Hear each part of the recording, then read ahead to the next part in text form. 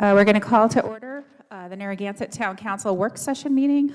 The time is 6 p.m. It is April 12th, 2023.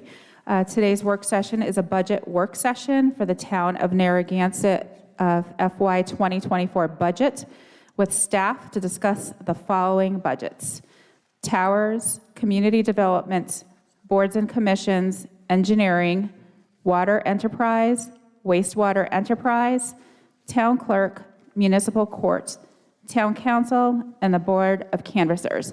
This is their second of 3 meetings. Tomorrow we will continue the budget work sessions, and just for the public to know, we have the public hearing on the budget on May 1st. At this time, I'm going to turn over to our town manager, Jim Tierney, to give an update on some of the events from today. Good evening, everyone. Just, you may have heard it from your constituents, have seen it around town. The fire department was called to a brush fire, a large brush fire, multiple actually, in the north end, to the northwest area behind Montessori School and behind the base of Ninnegrant and over by Cristofaro Park. Fire, police, DPW, Parks and Rec staff, fire responded for their normal service of fire suppression. DPW and Parks and Rec staff showed up with saws, picks, axes, shovels to assist. They have got it contained at this juncture. They're going to watch it over the evening to see if it starts up again. We have no reported injuries. We do have one reported injury, one of our firefighters. I don't have a full status report now, but we think he's going to be all right. We think it was a heat exhaustion and from the smoke and the exertion in the wooded area. When we know more, I will report back, but I would like to recognize both the police, the fire, all of them, DPW and Parks and Recs. When I went up there, I was very happy to see that they're all working together. So them all coming out of the woods with picks and rakes and pulling stuff out of the way so they get the hoses through to suppress the fire. And when I have all the details, I will let you know. Great. Thank you. Yeah, thank you, and thank you to all the staff involved. Appreciate that. Okay, so we'll start off our budget work session. The first, the towers, report on that. Okay, thank you. Good evening, everybody. Pass on out a couple of handouts.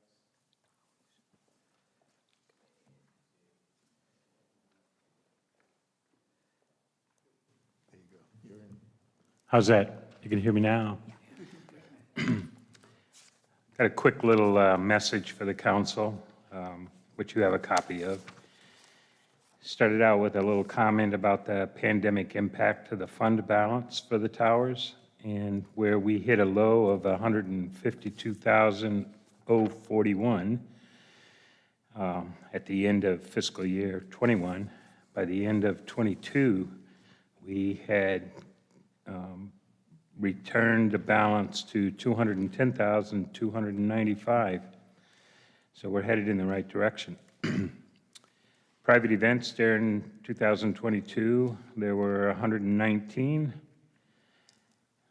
That also includes events that were scheduled and then canceled because they do have a revenue impact on us. And with in this calendar year, we already have 96 scheduled for the year. Public events program is still waiting to have a fire lit under it. We're working with the Friends of the Historic Narragansett Towers, and we're hoping to have a full program of public events during 2024, kind of get back to where we were before the pandemic. To better facilitate that effort, this proposed budget has funding for a part-time public events coordinator. The committee's been working the last few months on updating the multi-year towers operating plan, getting it ready to present to the council. Probably maybe a month and a half, 2 months, should be all ready. It's pretty much ready now. We just need to dress it up with some pretty pictures and put all the pieces together. Our table and chair program has been changed. We don't offer us an assortment of different chairs anymore. We have changed the program to where we have Shivari ballroom chairs for private events. And that's going to dramatically reduce our costs and improve our net revenue. For capital projects undertaken during the current fiscal year, it includes the procurement of that inventory of ballroom chairs. And we also spent the last couple of months doing redecorating and remodeling of the bride's room and the boardroom and the associated hallway.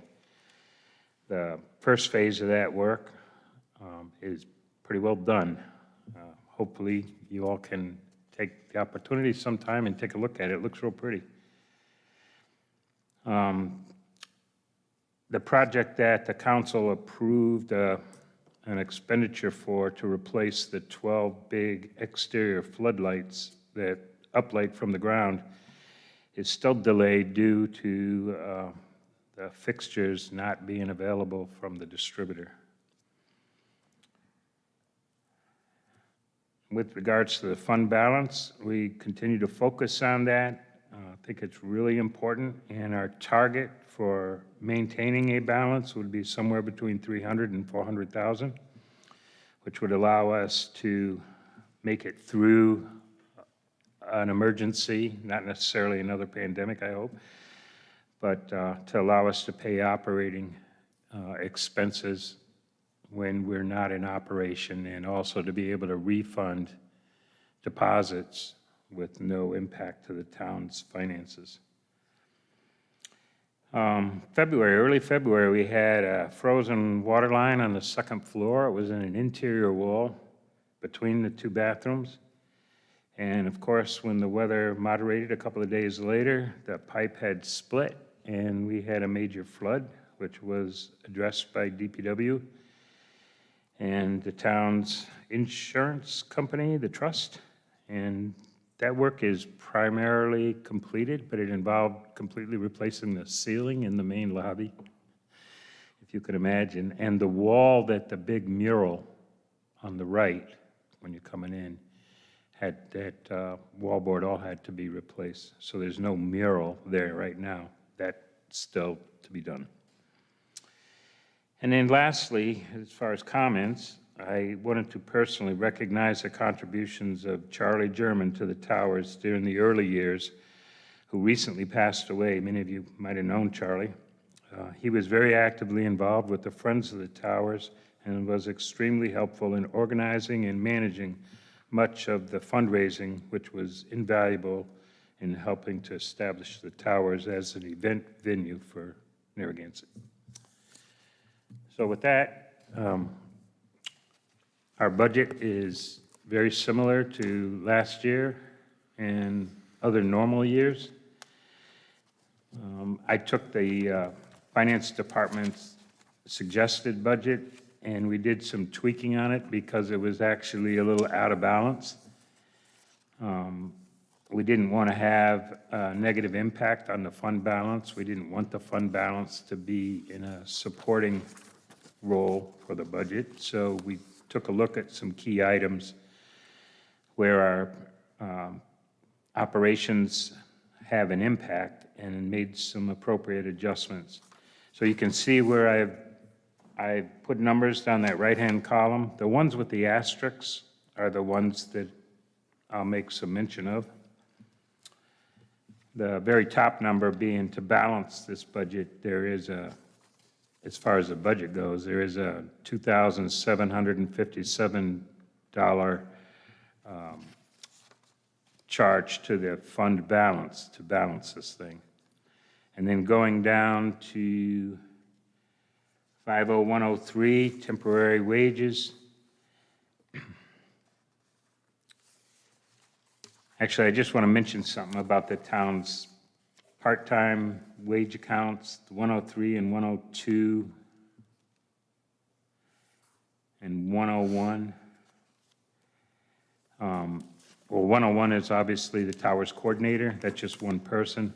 But then the other two lines are for the assistant coordinator, the office administrator, and then all the maintenance staff that work in the building. Don't pay any attention to the fact that in 2023, there's no actual expenditure for 102. That's simply because it appears the payroll for the assistant coordinator is actually going to the other temporary wages account.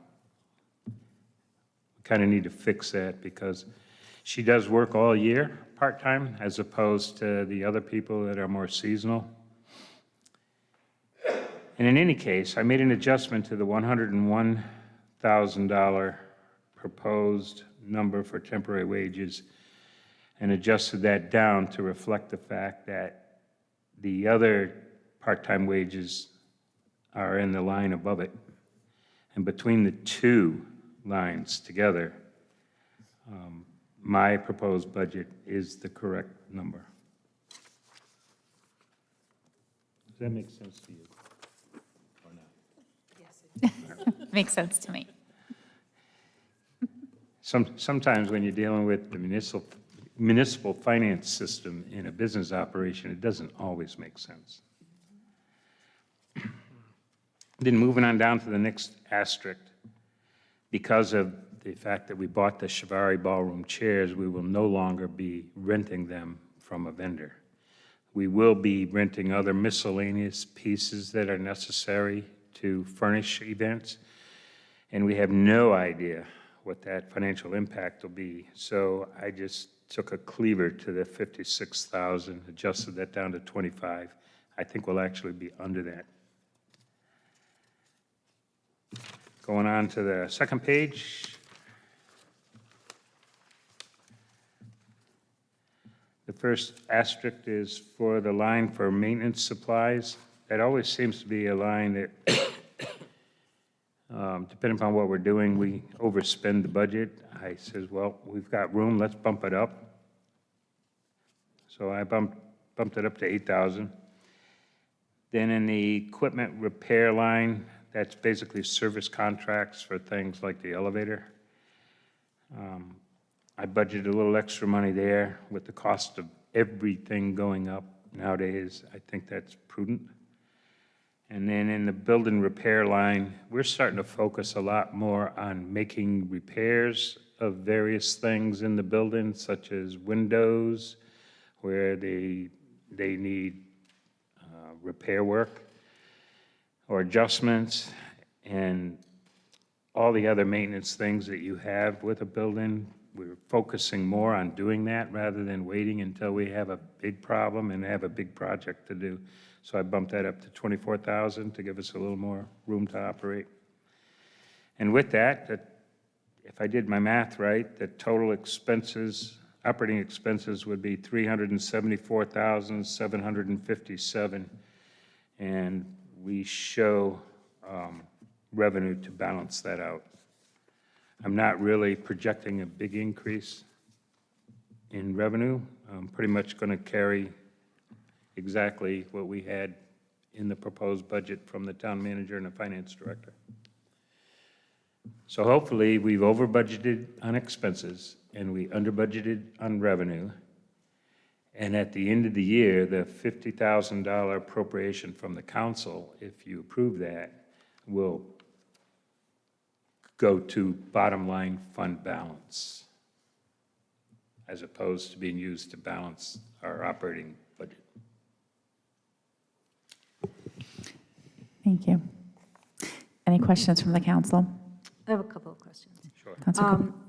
Dave, the line item for chair revenue, I mean, if we have the chairs now, I would have assumed that if we're charging anything, it's actually just part of the rental revenue. So we use a menu-based pricing system philosophy.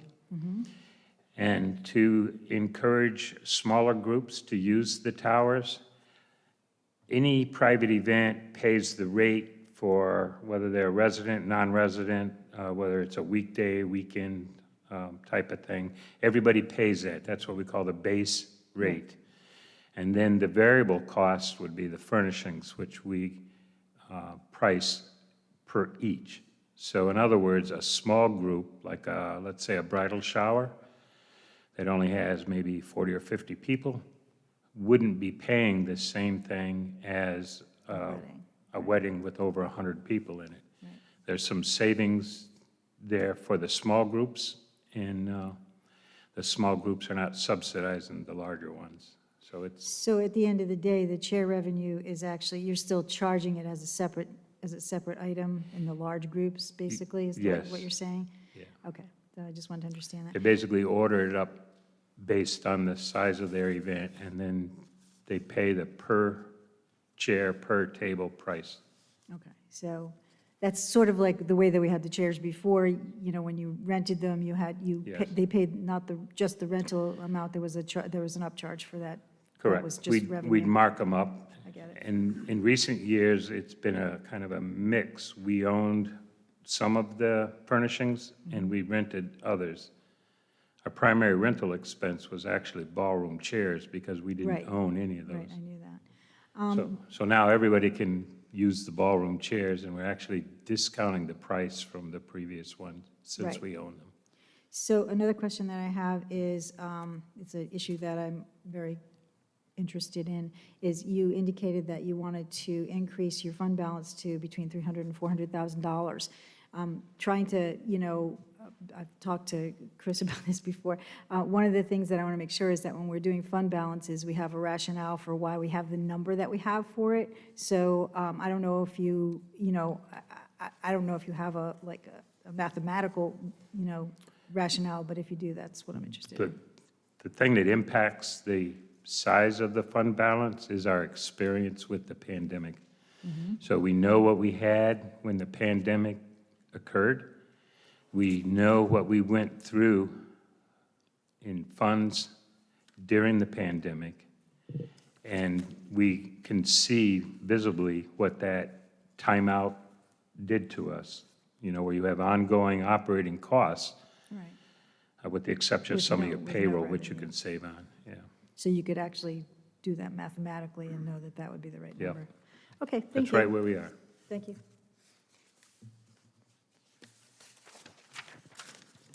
Any other questions from the council? Mine was the same kind of thing, now that we bought the chairs, I guess it's 25,000, so as it looks now, with it was 56,000 it cost, that was like a pass-through kind of, we would rent those? With a markup. Right, with a markup, okay, so shouldn't really take that much long to recoup the 25,000 originally for the chairs, I know you would have, maybe it's a It'll little be- bit of reduced rate or whatever. It'd be less than 12 months. Yeah, that was good, and that's money well spent, I guess, at that point, as long as they're gonna, they held up and everything, so. Well, yeah. obviously, initially, we bought some extra, so we'd have extra inventory, but clearly, we'll keep an eye on our inventory, and chairs do get damaged, Right, and periodically, we'll probably have to replenish some of them. right. Okay, thanks, David. Okay, thank you, Mr. Osterhout.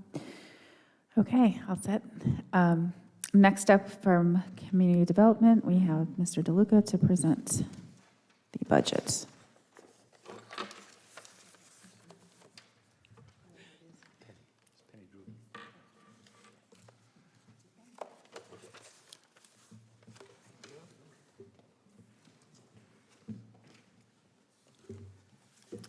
Good evening. Good evening. Excuse me. Mine starts on page 1. How did that happen? They're all page one. They're all, no, yeah, it's a great It's packet. just a trick, Mike. They're all on page 1. Okay, so I'll be presenting my department budget and various board budgets also. There's not a lot to cover because much is level funded. So but I will highlight the ones where there were changes, and then be happy to field questions after that. On On the first page there, overtime wages, you can see we were asking for a 20% increase there from 5,800 to 7,000. That just reflects the actual usage of funding in this current fiscal year. We, other than myself, the rest of the staff qualifies to be paid overtime for night meetings, and you all know that we have a few night meetings. So it has led to a use of more overtime than we have had in the past. For instance, last year, the zoning board had 16 meetings. They meet once a month, but they had 4 additional meetings. The planning board had 17 meetings, and they only meet once a month typically. So there you have another 9 additional meetings where staff had to be there. And also, you know, we staff those boards. We have to be available for the full period of time of those board meetings. They can run late into the night. Not quite as late as you folks, but late. So that's where we feel we can justify the request for the overtime wages. Also to remind, and we remind the staff this, remind the council also, that there's a limit on how much comp time can be accrued and saved and carried over from fiscal year to fiscal year, and my staff is instructed not to exceed the maximum amount. So they, instead of, they can't take either cash or comp time, at least I think. They're maxed out at 36 hours Yeah. that they can either use before the end of June, or they can cash it out. But if they have more than that, they have to use it by the fiscal year, or they can max they can get paid out is the 36. And so the end result By is they're contract. taking more cash out with these additional meetings than taking comp time. So that is what has led to the request. Can I ask Jim a quick question? Does this have, you think, maybe our legal fees are so up if we're spending 20% more time with Mike's folks? There's always an attorney there. Is that part of the correlation, that we had more zoning and planning meetings in Steve Marsala? Well, Mr. Marcello, as a solicitor, he gets paid a monthly stipend as determined by the council, and that's what he gets. The extra that the attorneys get is special projects Okay. and litigation. Thank you. So then, you know, the next 10 line items are all line items outside of my control, as you all know, so I won't address any of them. When you go down to item 50201, about 2/3 of the way down the page, that is the line item for professional services. We are seeking a one-time influx of funds, and it is a pretty significant request, $52,500. This is for the local match that we would be providing to a state grant that we're hoping to get that would advance the design work for the Harbor Island Causeway repair and likely, you know, for a significant section replacement. We all know the Harbor Island Causeway suffers from being inundated with water at king high tides and, of course, at storm surge. And we want to get ahead of that. We're hoping that we can get the design work done in the coming year, and then we will be pursuing whatever various options we can to seek funding for the actual construction. Mike, the brick grant, can you just refresh my memory? How much would that be worth if we get it? Oh, gee, you know, I apologize, I don't have that number in front of me, Rough but idea, it's just a rough idea. 150, 175,000, So, yeah, okay. give or take. So it's like a third? Yes, I believe part it is piece a third. Okay. And I will say, there's a possibility that we may not need this money, but we don't know that right now. We are applying for 2 other grants for the same project, and one of those grants is a grant for which the brick grant could be the local match. So if that occurs, then we'd be in a good place. But unfortunately, the granting agencies will not be reviewing our applications before you have to deliberate on the budget. So we'd like to keep that in there. Other things, just briefly, we have several reductions in the budget.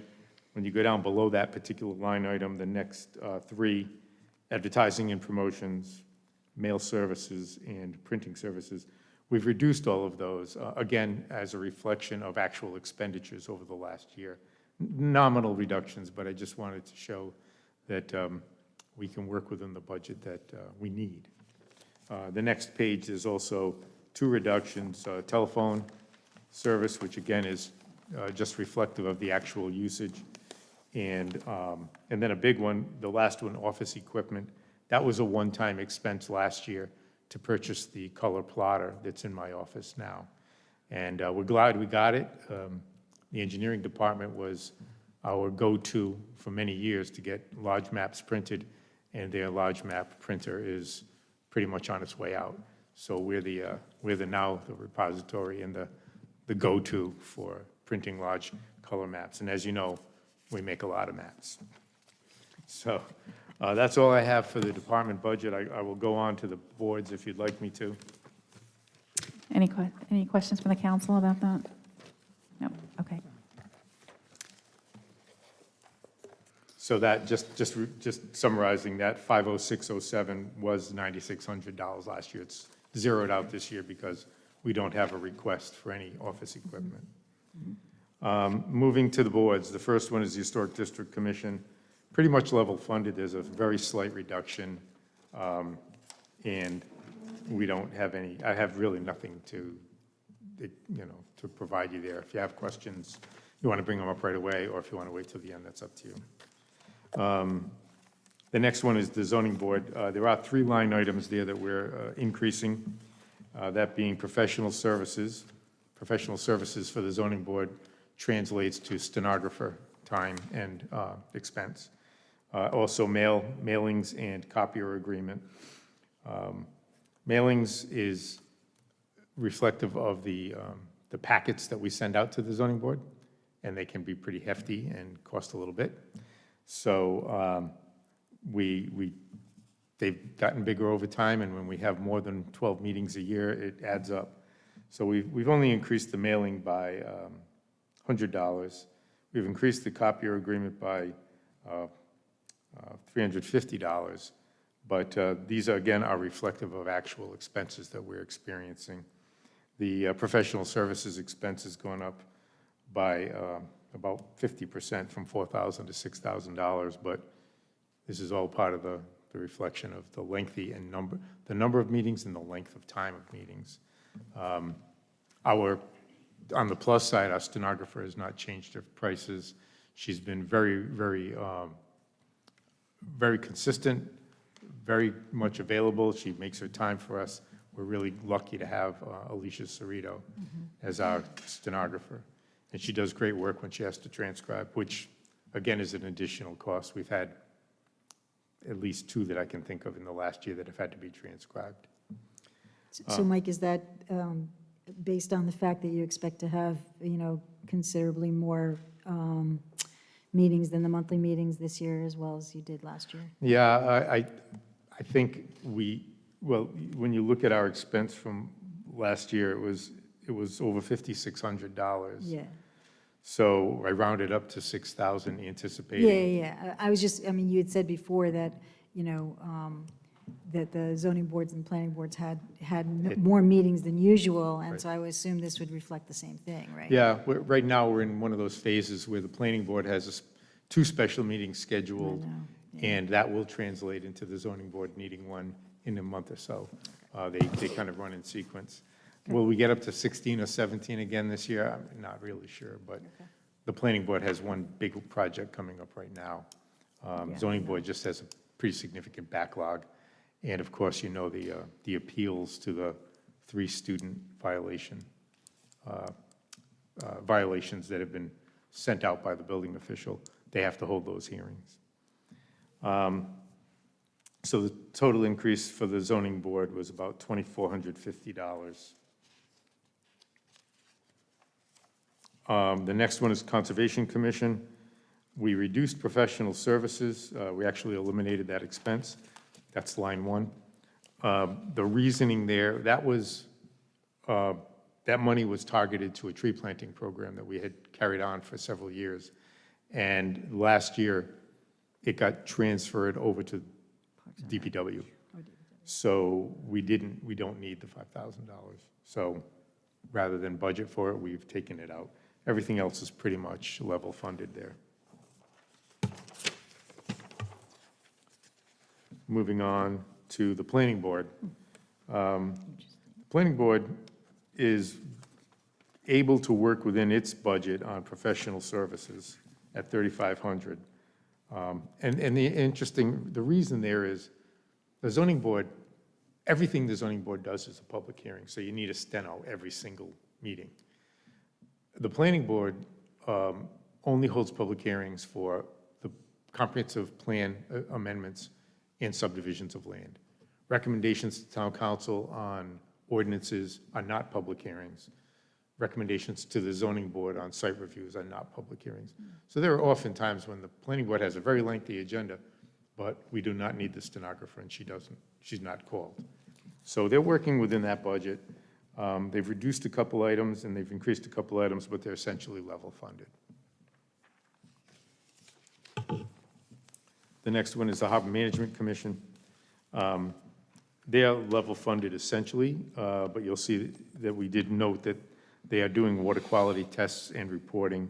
That's where the lion's share of their money is going.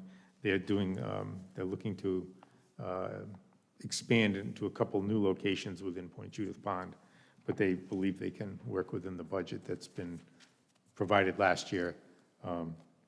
And they're requesting level funding for next year. And the last is one that I honestly can't say I have 100% grasp on. That's the land trust. The account that I review is the operating budget for the land trust, which is a very small account. Obviously, their capital and their open space acquisition accounts are much larger ones. Those don't come through me. So the operating budget has essentially been level funded, and I don't have much to offer there, just pretty straightforward. If there are any other questions, I'd be happy to field them. Any questions from the council? All set. Great. All set. Thank you. Thanks, Mike. All right. Next up, we have Mr. Gerhard from Engineering, Water Enterprise, and Wastewater Enterprise. There is one other board and commission that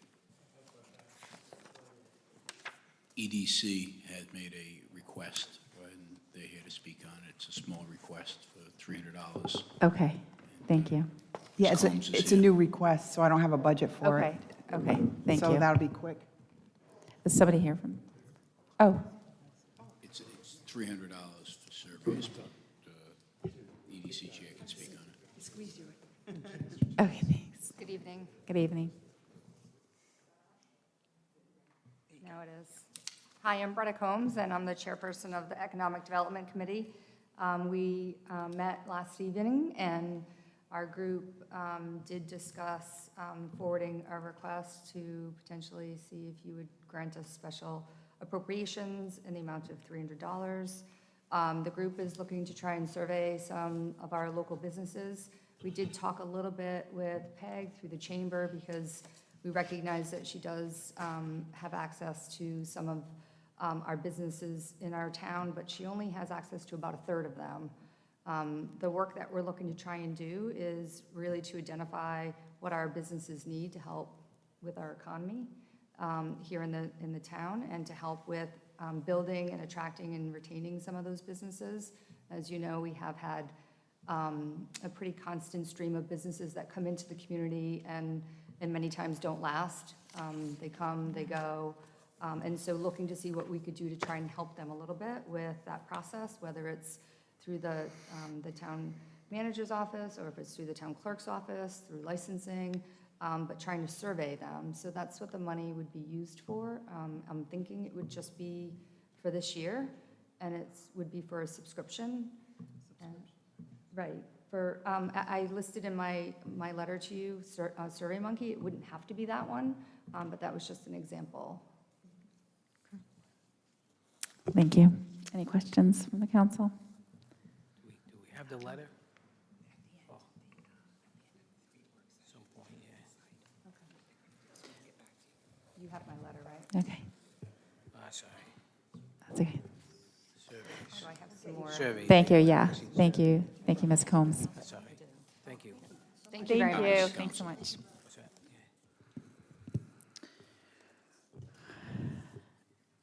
Okay, Mr. Gerhard, you're up.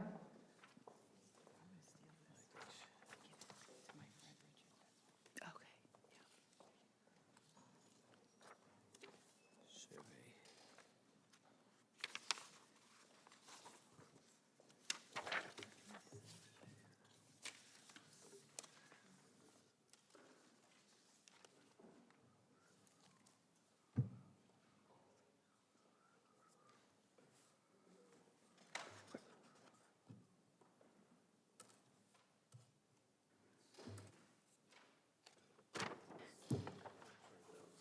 Yeah. Maybe. We finally have, I know, it is a spotlight.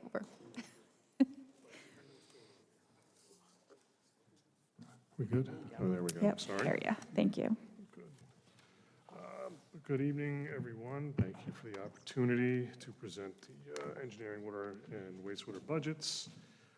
We'll start right off with the engineering. Essentially, this one is primarily wages, which are all driven by wages and, thanks, Jim.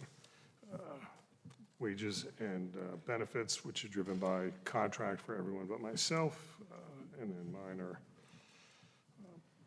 driven by the town manager's influence upon the council. We have essentially tried to, drive everything back. We looked at the budget again for anything where we had over budgeted over time, or where periodically we had been, the funding had been off from where we were. So we're trying to dial down all the line items to the operating budget to just have what we need for the most part. And any items that have been over budgeted in the past, we try to cut those back to make sure we have the budget down as tight as we can. And then we do have one capital request it's in the general capitals. Mike kind of alluded to it earlier, the reproduction, a large print reproduction machine in engineering has surpassed its useful lifetime, is no longer functional due to obsolescence of parts. So they have their machine in there, but we've requested another copy machine, so we have redundancy and duplication of service in town hall. And as far as if there's anything else or any questions on engineering? Okay, then we'll move on to the wastewater enterprise fund, or water, I'm sorry. It's in your folders there. Again, we've reviewed as many of our line items as we can to try and identify budget items that can be reduced and cut back to as close as and as frugal as possible. There are the employee and the wages are all driven by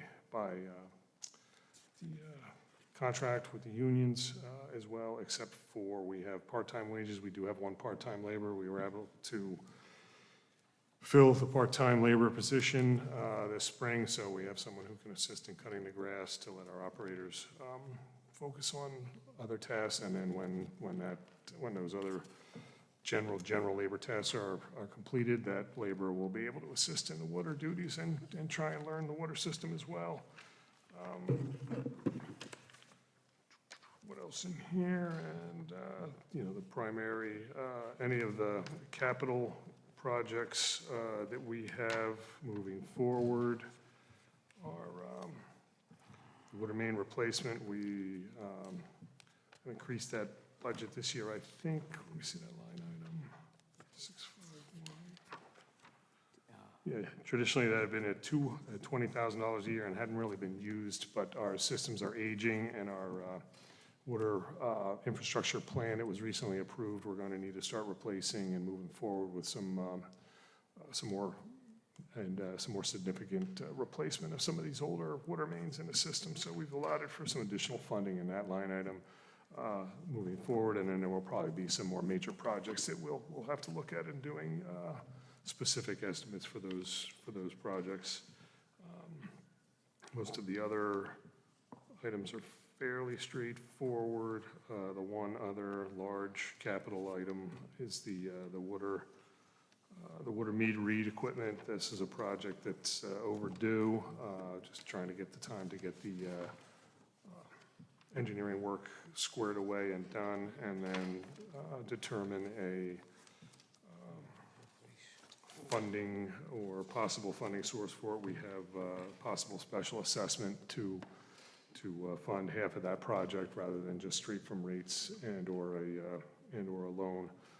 But we'll need to finalize that, the design, and get that project into a bidding and construction phase before we can determine the final costs. The other new services, a lot of these, some of these are just pass-through costs, 50614. That's for new service connections in the water department. We hire Sherman through the bid award to install new services. Some of that cost gets reimbursed from the fees that are charged, but other pieces that are just part of the general supplies and services are not charged back to the customer. So there's some additional revenue in there that offsets our equipment and material costs. And then the building and tank improvements projects, we have some SCADA and control systems that are budgeted in for this year. We're trying to work with IT to get the SCADA upgraded, and some of that's going to be sort of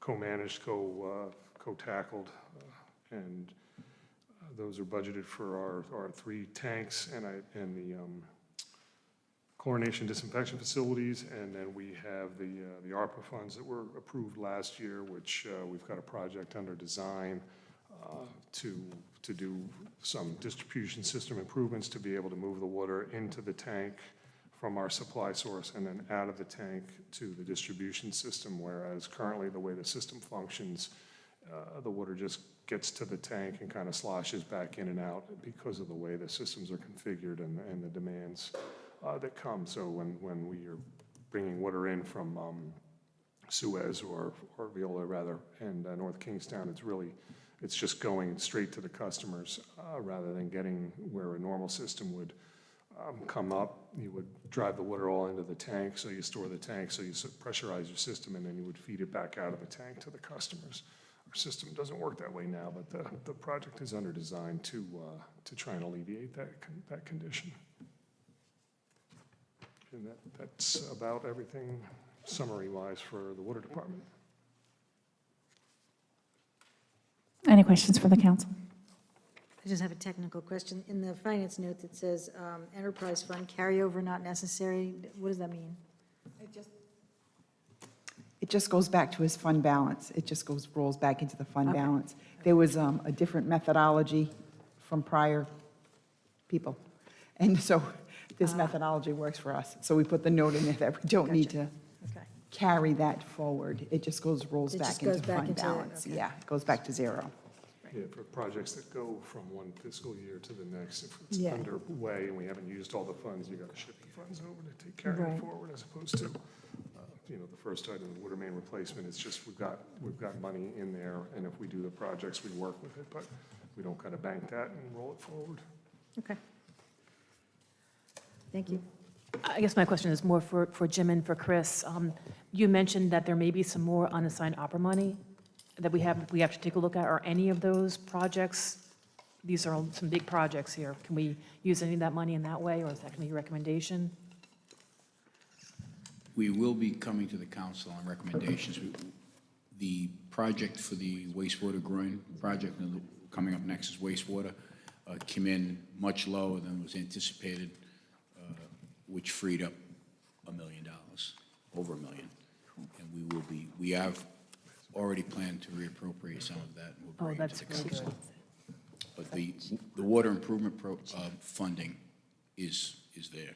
That's- That is there, that okay. ARPA funding, yeah. That's great, because that's been one of the biggest complaints, obviously, you've received as We well, just, so. we just met with them today, again. Oh, good. We're hoping to see some significant movement by June and July. Which is the season. Yes. Good, thank you.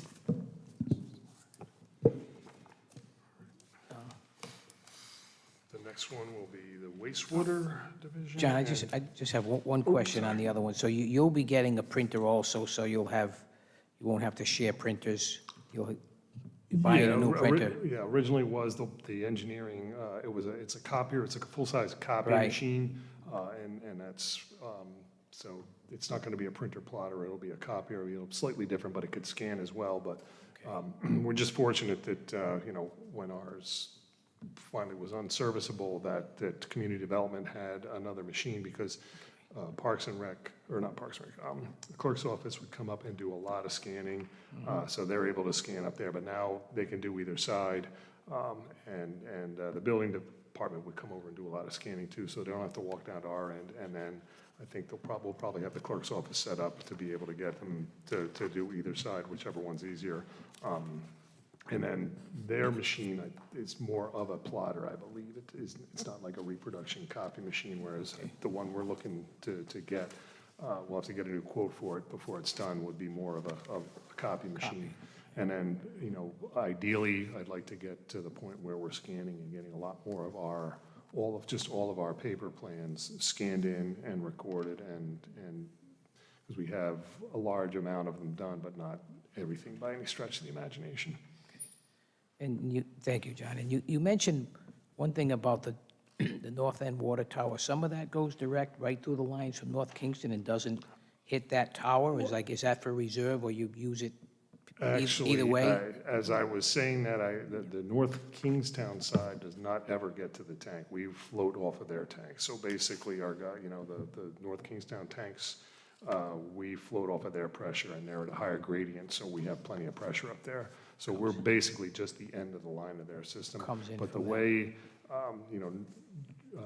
ideally, if you were to design a new system, we would take from where Veolia pumps from the well, they would pump it, treat it, put it in a tank, and then put it directly in a tank, no customers or anything on the line, and then from the tank, it would go out to the distribution customers. So you would never be feeding a customer direct from your supply source. But our supply source is next to the Dunkin' Donuts on 108 in Point Judith and over in West Bay. You drive in the north end, and it's remote. You have to drive it through past all our customers. The Point Judith system has some larger mains that direct it down Point Judith Road, but it still goes out to the customers, so we don't really have any true transmission mains. Okay, thank you, John. All of this is, we understand it's top priority to the council and to the residents. And in the future, we may be asking for additional funding, but it's moving forward. We're at the grace of the professional vendors, the engineers who are designing the system for us, and hopefully that'll move along. That's the reason we met with them today. We're stressing the prioritization of this, that it's necessary to move along without any delays. Yeah, so and again, we did stress that, and they are working to meet those demands, and that is again, a major capital improvement. We're looking to see if there is anything we can do to implement. There may be something, but we're still waiting to hear back from another consultant.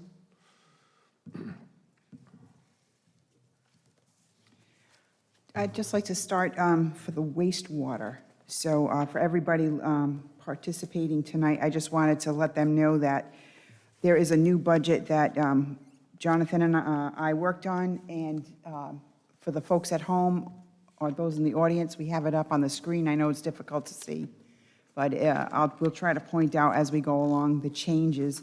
This was, we felt it necessary to redo the whole budget because there was ARPA money requested in the wastewater that is not necessary, well, not needed for the groin project any longer. That came in way lower than expected, so that 1.25 million is freed up. There is another request in wastewater for something else, but that it's freed up. And also, there was a grant that we put in for next year that Wastewater received this year.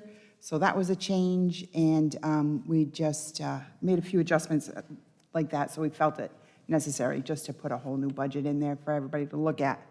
And Jonathan will walk you through it. Again, the top page essentially is the wages and compensation and benefits. All those are straightforward. We get those straight from finance and are as up to date as they can be with all our current fees for those items. A lot of other just normal routine operating costs that are split essentially between some that are broken down for copiers, meetings, et cetera, license dues, and all the standard operating line items. Sewage treatment expense, you'll see on that item, that's the line 50411. That's a significantly large expense. That's what we pay to South Kingstown for the treatment of the sewage that's directed to the regional treatment plant, and that's a flat number there that we use based on the budgeting numbers. Generally, we try to budget a little more. We try to budget based on what the estimates were. They do a calculation and a balancing based on the cost. We pay based on what the actual operating cost is for the year. They make an adjustment plus what our proportion of the treatment that goes there. Right now, we run around 45%, 44, 45% of the wastewater that goes to that plant comes from Narragansett, with the remainder coming from South Kingstown and URI. Well, the other items, again, we work with finance to try and reduce. The other capital items, regional wastewater treatment facility. This coming year is an $80,000 capital item that comes right from South Kingstown, and they're budgeting for the treatment facility. That in the past had been some larger numbers that for the actual costs due to some major projects that were completed there on the order of $2-3 million, which when we pay 45% of $3 million, we're paying 1.2, 1.3. The Scarborough treatment plant, again, we've got the groin project is the major one on here. We just awarded that project. Probably may see some, depending on how the contract work moves forward, and may see some costs on that to start. But the primary amount of that construction is going to be later on in the summer and into next fiscal year.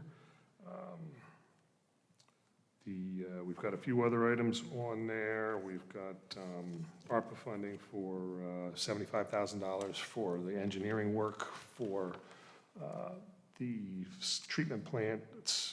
Generator is back from the 60s and needs to be replaced, and we need to do an engineering evaluation on that, since the unit that's there and the space it occupies probably can't be occupied by a generator with the way that one is designed now. So we may need, and it doesn't run the whole plant. We want to look at running the whole plant off it.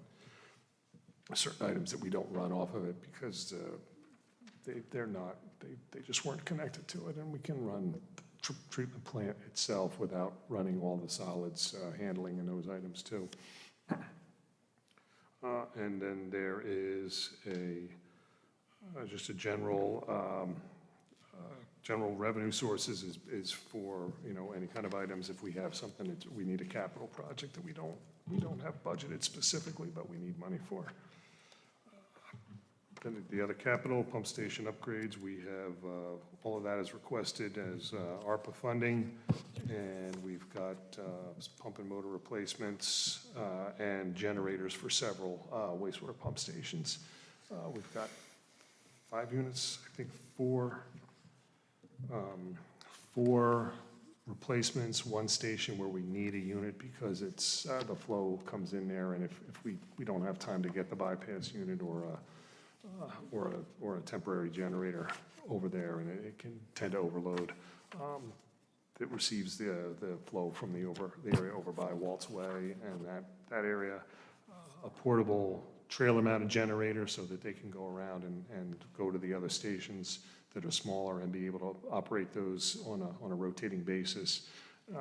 And then there's some additional electrical modifications or upgrades, or just to bring those transfer switches into proper repair before that. And then we also have a replacement motor for the spray pump station. We did some modifications there. ABCor changed out the stairs to a ladder so we could actually access and get the pumps motors replaced. We had 2 motors down there that were in bad shape. One's been repaired, one's been replaced. The other one we need to get pulled out, evaluated, and more than likely replaced. So that's in there. And the same for Galilee Pump Station. One pump and motor has been replaced recently. We need to get the other one replaced because it's 25+ years old. A lot of the other items are just standby placeholders. And then general system improvements, we've reduced that to $50,000 on a capital this year. And then we have some future projects that are in the spreadsheets, but they're not up for this year. Anything else, Chris? I just want to say that the one that's distributed, that everybody has, or that you initially had, it was $8,263,471. It's now reduced down to $6,509,151, which is a $1.7 million reduction, if you want, $1,754,320 to be exact. And this was gone over again and modified for several reasons, as I've already stated, but also, you know, with the, we're going to have the wastewater rate study because we need to raise money for this fund. It's being depleted. The use is more than we make and can keep up with the enterprise fund, which I'm sure Richard is aware of. That's why he's sitting up with us. So we approved the wastewater study already, right? Yes, that was Yeah. just Yes. approved at the last council meeting. Yeah, so, We've okay. sent the contract agreements off. They're already enrolled as vendors, and then when we get the agreements back, and we've got an RFI for information and data, which, when we get through the budget crunch, we'll look at that to get that to them. But the plan is to try and have that ready and completed in time for the final budget approval. Oh, good. So it'll be done for the final budget? The intent is to have it ready for June. Whether that all transpires depends on how the project goes with those guys. Okay. But they're ready to get moving on that as well. And again, it's both the water and the wastewater side. So, and again, I think that, you know, the last time it was done was in 19. So that one was, Wastewater, right? the last time the rates were increased was 12 or 13 in wastewater side. The last time a rate study was done was in 2019. It was just water rates, and there were some issues and anomalies in some of those studies and the like. So I fully expect that the wastewater rates are going to have to increase, and we won't get to say that we haven't had a rate increase for 20 years or 10 years or whatever it's been. So how is that coming out in a negative every year, or is this something like maintenance? How are we finding that we're adding it to the budget every year? No. Like, where's it, is there a negative that we're not They collecting had a enough for fund the balance, wastewater? which is continually depleting. Okay. Down, and it's pretty much down to nothing.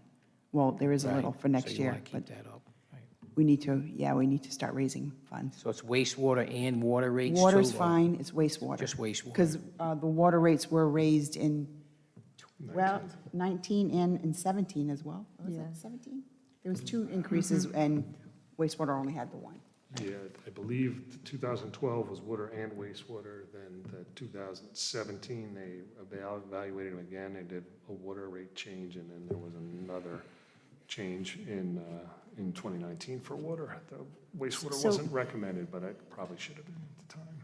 So just to clarify this, what we expect to do, once we get the study completed, is to come up with a rate that will provide us, which will ensure that we have enough money in the fund to do whatever needs to be done, but also that we are going to determine somehow, from your list of 5 options, what is the best course going forward to ensure that we have the correct funding amount in that enterprise fund, right? That's the objective. Okay. That is correct, yes. I understand something, that's fantastic. Okay. Thanks, John. Any other questions for the council? Seeing none? Okay, we'll move on to the town clerk budget.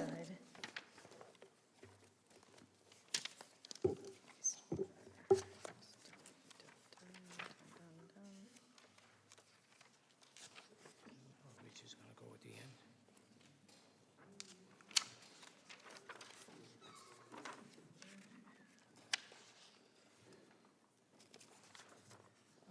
She gets whatever she wants. Oh,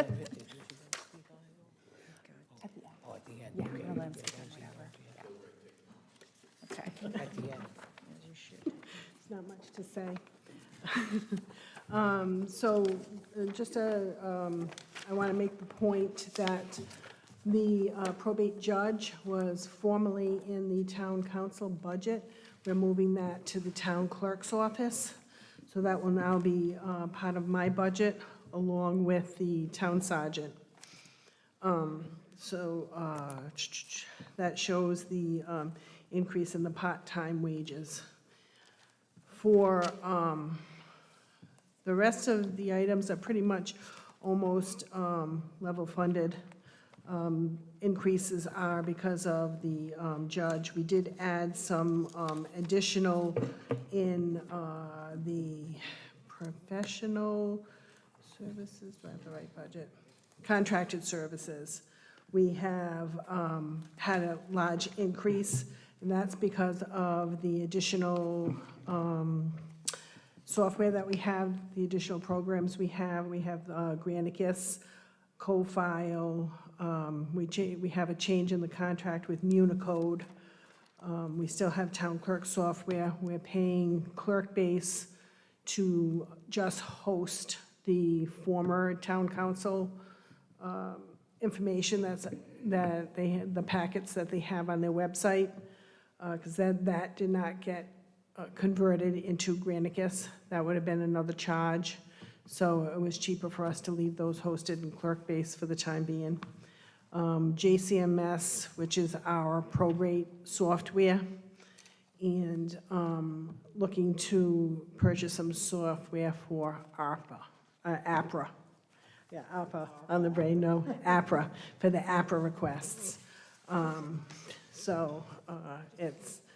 It's crazy as ever, and it's everybody, it's industry-wide. So those are, and under the office equipment, I have purchased for a copy machine. The copy machine that we currently, the main workhorse in our office, we can no longer get parts for. And that's the one that we do all the council printing and all of that stuff on. So we need to replace that. So I put that in the budget as well. Does anybody have any questions on town clerk budget? It's $11,000 for that copy? For $11,000, yes. Well, that's just part of it. That's not just that. There's other equipment that we get as well. Some of the contract services expenses, are they one-time or are they? No, these are annual contracts for them, and everybody's going up. Of course. I mean, yeah, there's a 5% was the cheapest increase that I got. Most of them are going up as much as 15%. Yeah. Okay, municipal court. Something that is not reflected on this budget is the part-time wages actually went down to $14,000 due to the change in the way we're paying the municipal court judge. Everything, we've had increases in contract services and in the licenses and dues, and this has to do with Curious System raising their rates. They have not raised their rates in 5 years, so they did a little bit of a hike on the rates for both the hosting and the issuance, the processing of the tickets. So that's what that increase is. Also, for office equipment, so there is, I didn't do the capital budget on town clerk.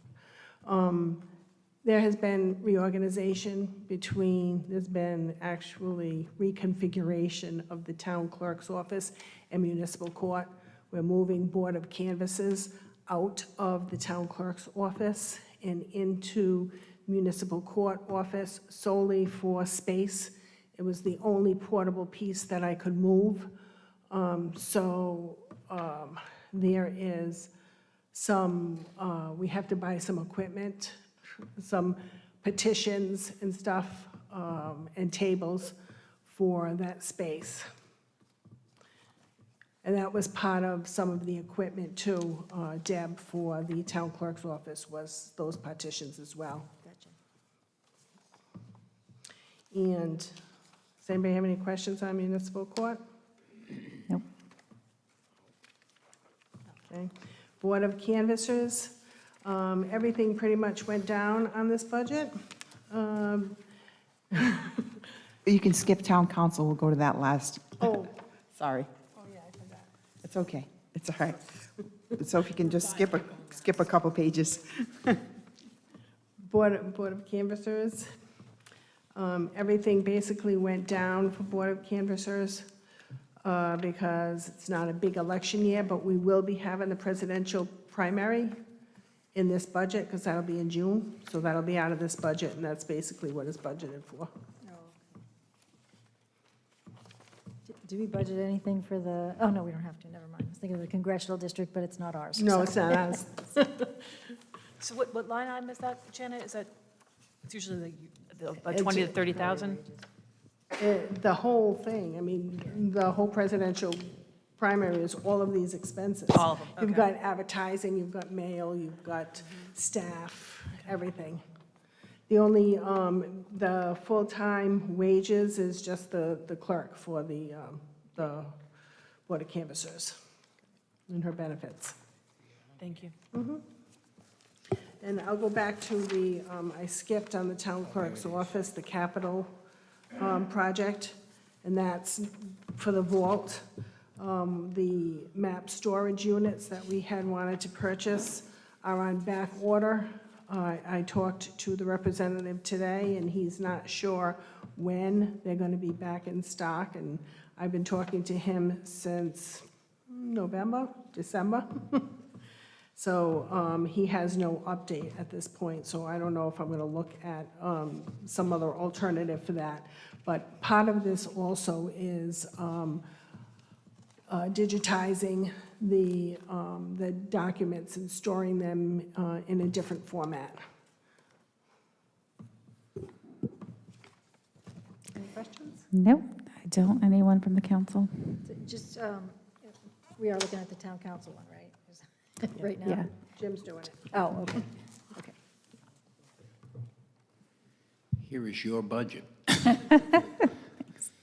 It is pretty straightforward. You'll see that the wages went down, as Janet stated. That was not because of the council's wages went down.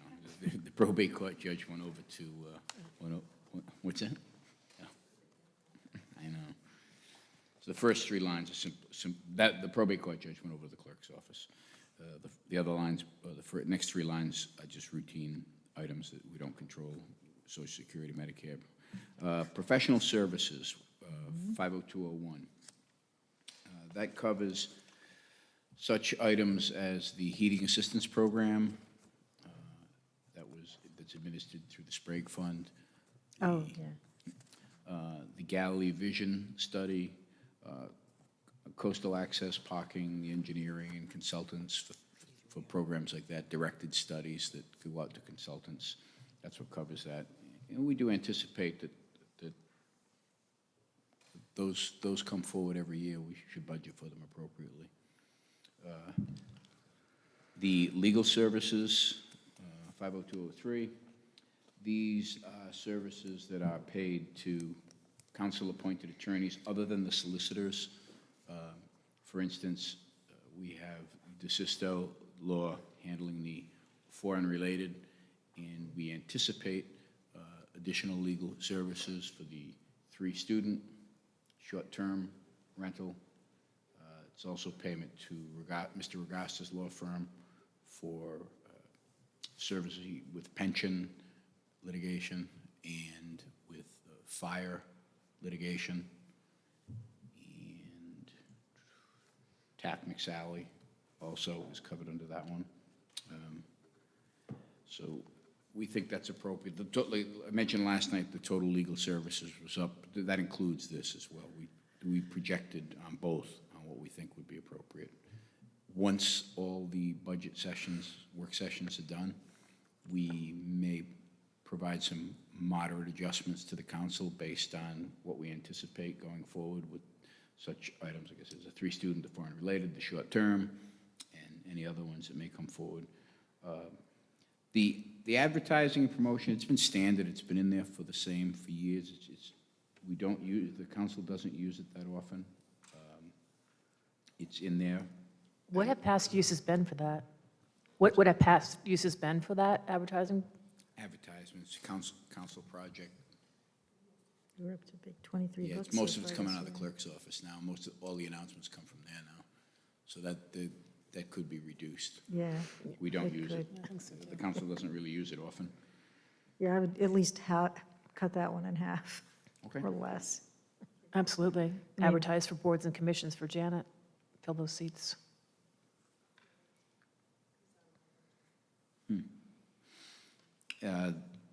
The others are routine. License and dues is simply it's a per capita fee to the League of Cities and Towns based Okay. on the population. It changes whenever they change the fee structure. And that is basically it. Thanks. Any questions from the council? All set? Okay. So we do have a member of our finance committee, Mr. Vangermeesh, that I'll invite up to speak.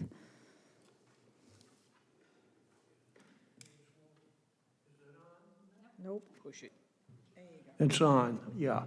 This is, my name is Richard Vangermeesh. I'm a member of the Finance Committee. In fact, I was the founder of the Finance Committee a number of years ago.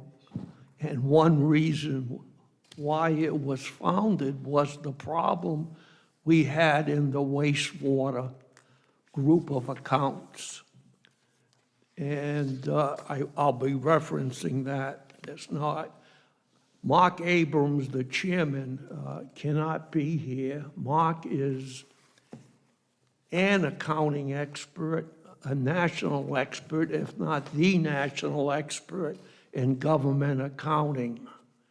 And he has appeared before the Government Accounting Standards Board. He practices in Massachusetts and Florida, so he is the guru. And I have talked to him recently, and the Finance Committee agrees with the fact that we have a real serious problem, not necessarily this year's budget problem, but we have a situation where the financial viability of the wastewater fund is in trouble, deep trouble. And no, I do want to, by the way, Mark's comment was that in Massachusetts, no fund like the wastewater fund, which would be in the nature of a special enterprise fund, can operate at an excess of expenses over revenue for a year, and there has to be immediate action taken. And it probably is enforced by the Massachusetts Auditor General. In Rhode Island, unfortunately, we don't have this particular requirement. So but Mark's comment was, if we have been in Massachusetts, and they may have seized us in 1648, we wouldn't have had this problem. I do want to speak to who I am, because I had the opportunity to do my master's thesis on the comprehensive audit of the U.S. General Accounting Office, which is now the U.S. Government Accountability Office. And after my completion, I spent a little more than a year there as an auditor with GAO and have remained relatively in contact with GAO. I also was an AACSB Sears Foundation Fellow at NASA in 1975, working on the accounting for satellites in space. And so if you ever asked a question, have you ever met a space accountant? You've met spaced out accountants, but I am the expert on that. I also worked on accounting for the space shuttle. I've taught a graduate course in government accounting. It was a long semester, to say the least, and taught many units in government accounting and advanced accounting. I did a brief stint with the Rhode Island Auditor General, and I reviewed the old Rhode Island Bureau of Audits, which has changed its name. And I see, looking at when David Crook was president of the council, this is when I first saw that our wastewater group of accounts had gone, as you would say in German, von Schimbels. And I'll explain why. And David's comment was, well, we can't raise the rates. People think it's a tax. Mr. Vangermish, but we were discussing. I do want to have the time to explain, please.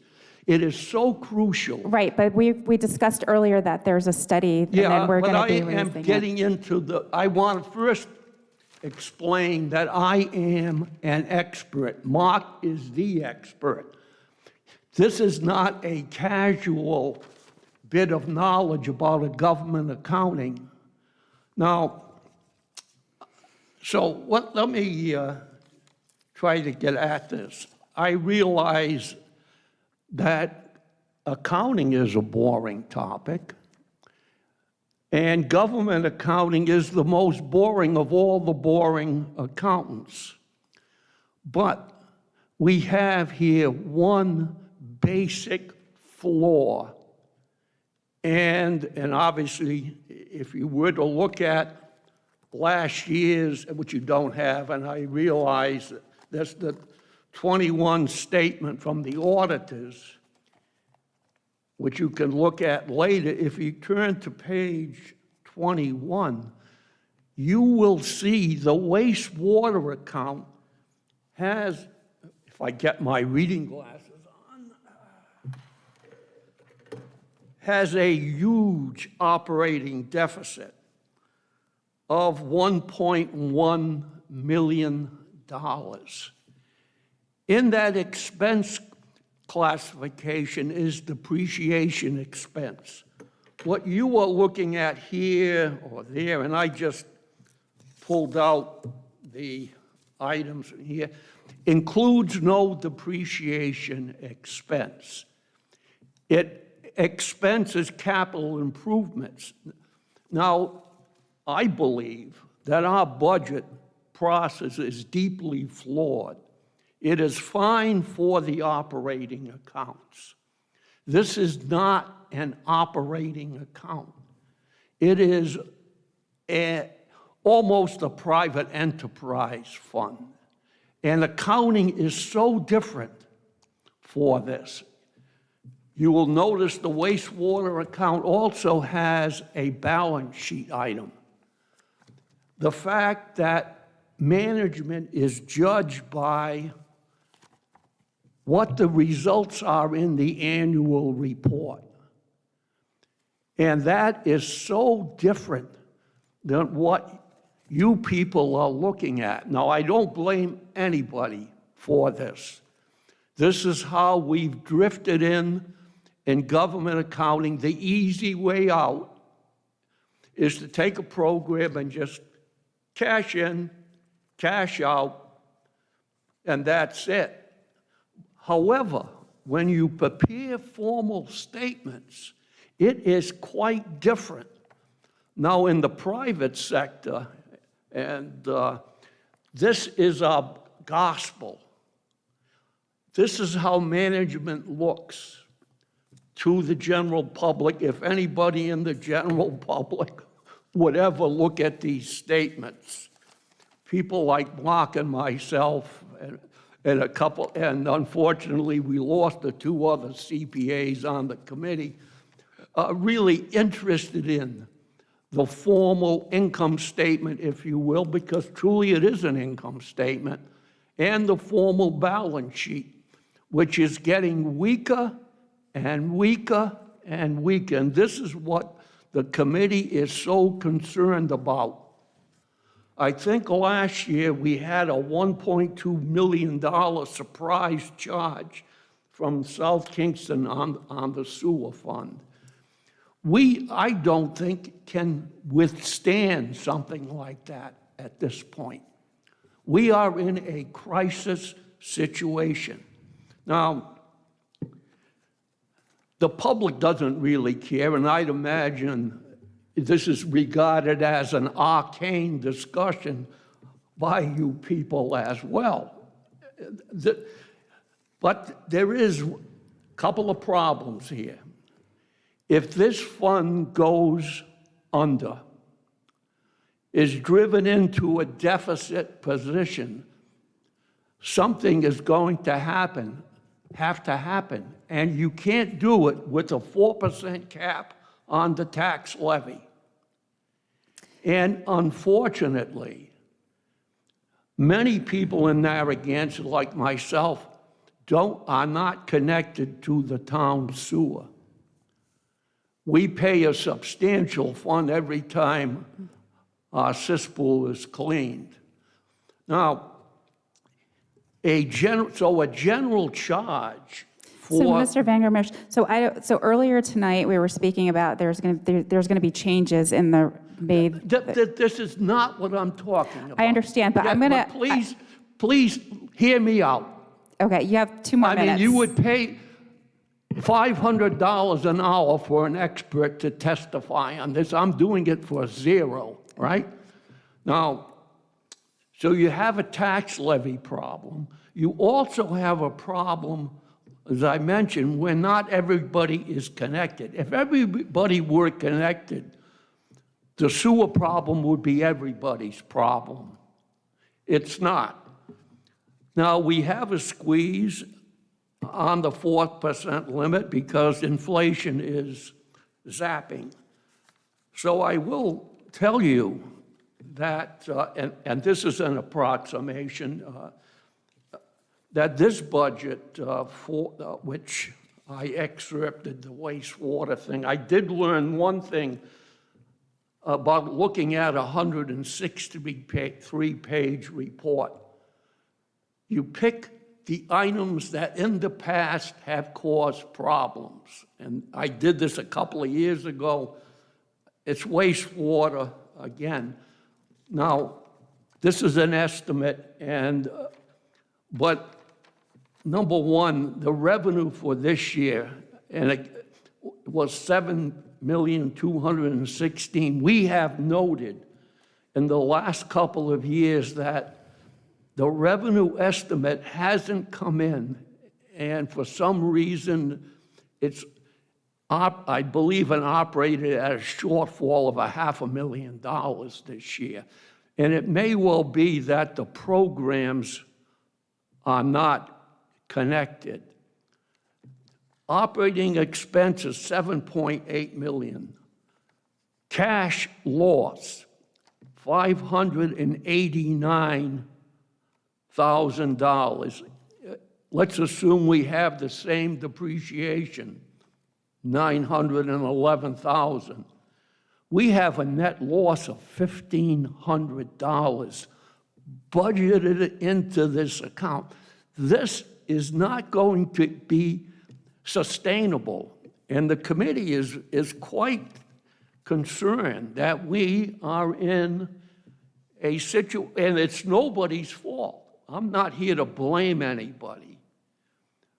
The blame lies that people are bored by government accounting, and they tend to structure their thoughts budget to budget to budget. You know, I was taught a different way, had the opportunity both to be a CPA and a CMA, a Certified Management Accounting, and been able to dwell into long-term planning. What the group, the wastewater group of accounts really needs a long-term plan, not only raising the rate. There has to be a public understanding that wastewater increase is not an increase in taxes. The public is convinced. And so was David Crook 15 years ago saying, we can't raise we'll lose up the election. The public somehow has to know that this is not an increase in tax. This is an increase in water usage rate. And until we do that, we are not going to pull out of this. I mean, yes, there is a solution in the short run, raise the rate and get all sorts of abuse.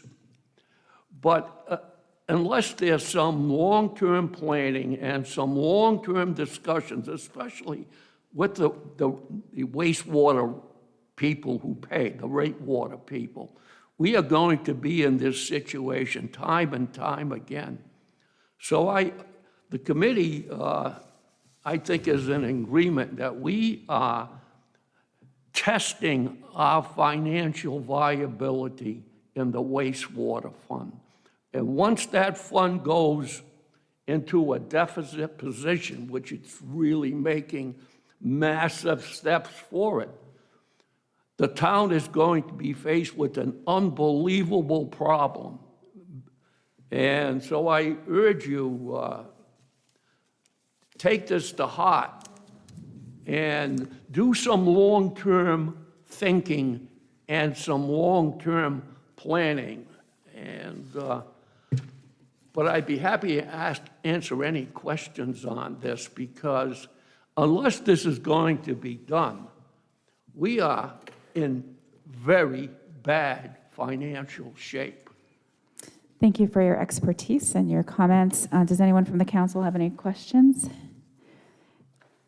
No, Richard, you left the other night before we approved a line item that I think you'd be very happy with. The study that we were talking about right after you left was exactly what you're looking to do. So I think you'll be very happy once the study is completed. And I agree, it's not a tax, it's a usage fee, and I believe everyone will understand that from the results. Oh, it is hot. I talked to my person that helps me out with the computer, and her first reaction is, God, what a tax. Right. Well, I'm sure there'll have to be education on that when we, but there will be a long-term plan, because we do understand the impact and how important it is for this to be rectified, and we appreciate your concerns as well. So thank you very much. Okay. Any closing comments, any comments from the, okay. Nope. Okay, with that being said, we are closing this work session, we're adjourning, and we will be back tomorrow for the third and final work session at 6 p.m. Thank you.